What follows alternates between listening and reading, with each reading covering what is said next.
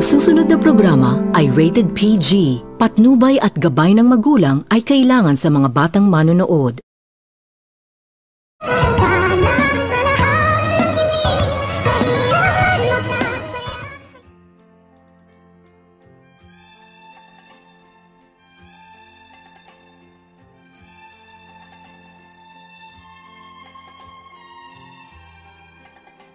Pagkatapos nitong makita ni Zoe na nag-celebrate ang pamilyang Tanyag ay dito hindi nito napigilan ni Zoe ang kanyang sarili na umiyak sa isang tabi dahil alam naman nito ni Zoe na hindi umano siya totoong Tanyag kung kaya't ngayon na mayroon na umano itong kaagaw. Alaman umano ng kanyang daddy na hindi umano ito totoong Tanyag itong si Zoe ay paninigurado umano itong mawala umano ito sa passing ng kanyang daddy na itong si Dr. Tanyag at paninigurado rin umano na palalayasin itong si Zoe kung kaya't habang pinagmamasdan ito ni Zoe kaya ang pamilyang Tanyag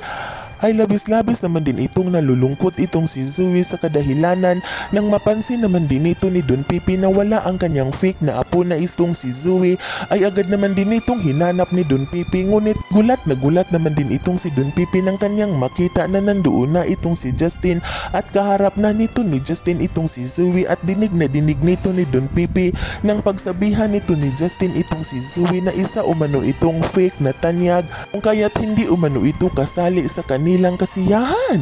Kung kaya't agad naman din itong naitanong ni Don Pipi sa kanyang sarili kung paano umano nalaman ng kanyang apo na anak ni Giselle na itong si Justin na bago lang umano ito nakarating sa Apex Medical Hospital kung bakit umano nito alam na hindi umano totoong Tanyag itong si Zoe at dito pagkatapos nitong kausapin ni Justin itong si Zoe ay labis-labis naman din itong umiiyak at hindi na lamang nito sinasagot ni Zoe itong si Justin dahil alam naman din umano nito ni Zoe na tama ang mga sinasabi ni Justin na hindi umano siya totoong Tanyag at pagkatapos nitong iwanan